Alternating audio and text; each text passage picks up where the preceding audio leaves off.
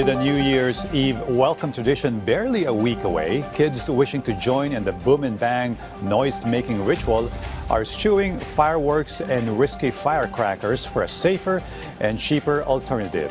Our Rod Lagusad and the Paper Horn fast catching up with kids and the best place to get them in the nation's retail mecca.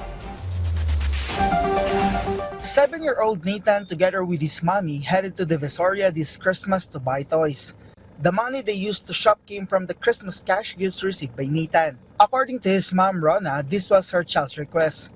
Nakakatipid po kasi mas mura po dito. At the same time po, gusto ko po yung pera niya is ano po, parang yung desisyon niya kung ano yung gusto niya. Kasi dati in back way po, di ba, parang yung mga magulang natin, wala tayong choice kung ano yung parang bibilihin natin para sa atin. Sila po yung may choice. Kaya po ngayon, nung nagkaanak po ako, lahat po ng pera na napamaskuhan niya, gusto ko siya po yung mag-decide nun.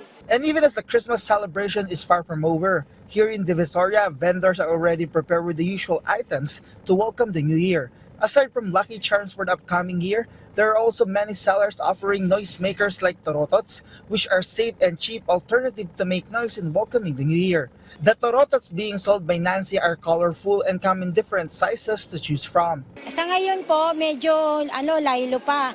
Pero bukas, 26 hanggang 30, tuloy-tuloy po yung bentahan. Bali sa 29, medyo konti na lang, laylo-laylo pa, ubos na po yung ganitong torotot. Prices range from as low as 8 pesos up to 60 pesos depending on the size or type of torotot. There are also customers who buy them in bulk. According to her, they expect their earnings to increase as the new year draws near. And the sound or noise they make is definitely loud, and surely the incoming new year will be welcomed with a lot of noise. Besides this, there are many more affordable items that can be bought here in Divisoria, such as various types of clothing. So whether you're looking for a gift for someone or yourself, you will definitely find something here. Rod Lagusad from the National TV Network for a new and better Philippines.